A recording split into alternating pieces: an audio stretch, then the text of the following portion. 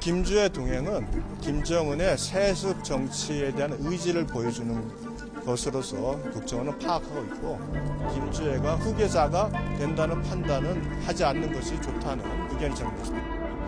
김정은은 김주애 위에 아들을 두고 있지 않습니까? 김주애 위에 아들이 있고 그 밑에 또 자녀가 있는데 성별은 확실하지 않다라는 게 이제까지 알려진 부분인데 이번에 나타난 김주애라고 불리는 이 딸 외에는 지금 확인된 게 없습니다.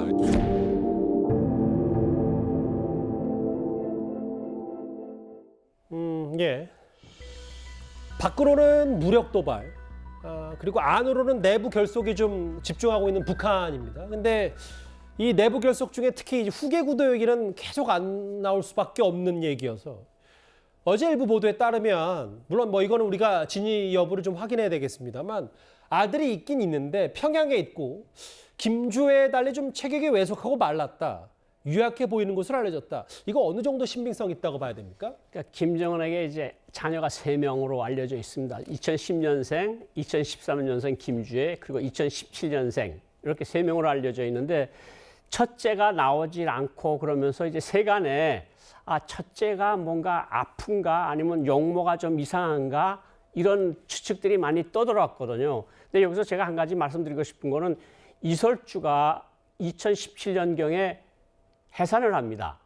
해산을 하는데 그때부터 이설주의 위상이 많이 올라갔다. 이런 말들이 있거든요. 그러니까 셋째는 분명히 아들로 보이고 예. 그러면 이 퍼즐을 맞춰보면 첫 번째 아들에게 뭔가 문제가 있는 것은 틀림없어 보이고 예. 이설주의 위상이 올라간 것과 관련해서는 셋째가 아들일 가능성이 있다. 그리고 첫째는 약간 문제가 있어 보인다. 이렇게 요약을 할 것 같습니다. 그 정도는 우리가 짐작할 수 있다. 네. 근데 이게 뭐 우리가 정보 당국이 어느 정도 휴민트, 인적 그 정보를 가동하는지는 알 수 없습니다만 말랐다, 건강이 좋지 않다는 정보를 국정원이 입수하려면 뭔가 사진 같은 게 아니라 어떤 루트를 통해서 알 수 있을 텐데 저희가 좀 그런 배경 설명을 좀 어떻게 알면 될까요?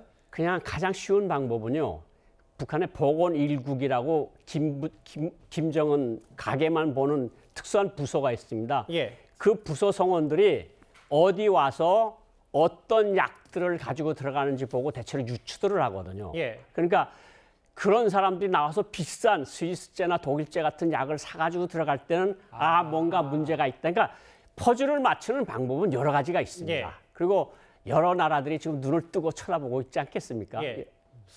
그러니까 이 국정원이 물론 뭐 다 저희가 공개할 수 없습니다만 여러 어떻게 그런 고급 약들이 서방에서 북한으로 들어가는지를 보면 네. 누구를 특정해서 약이 운반되는 거고 이런 걸 알 수 있다. 예.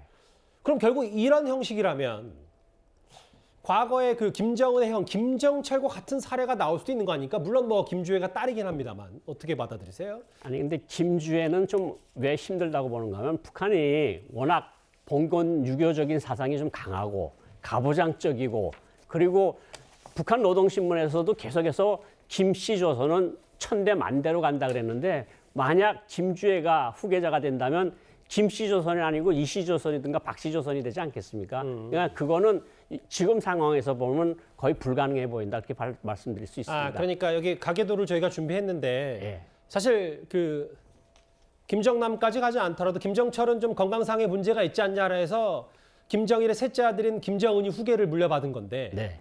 근데 아무리 여기 추정입니다만 아들이 좀 건강 상태가 좋지 못하다고 하더라도 김주애가 후계 구도를 가긴 좀 어려운 부분이다. 네. 역시 그때 고 박사님 말씀하셨던 것처럼 김주애를 전면에 등장시키는 건 그 리설주의 권력 공고화, 그리고 김여정을 조금 더 권력에서 멀게 하는 그 정도의 효과 정도다 이렇게 판단하면 되겠습니까? 뭐 거기에다 덧붙인다 그러면 어쨌든 혁명은 김씨 혁명은 4대까지 이어진다는 건 북한 당원들과 근로자들에게 확실하게 인식시켜 준 것으로 보이고 예. 그리고 또 한 가지는 어쨌든 김정은의 자녀들이 씩씩하게 어디선가 잘 자라고 있겠구나. 그러니까 나한테 뭘 어떻게 할 생각을 하지 말아라. 우리 김씨 조선은 영원히 계속될 것이다. 이런 인식을 주기에는 충분한 퍼포먼스가 이번에 벌어졌다고 볼 수 있습니다.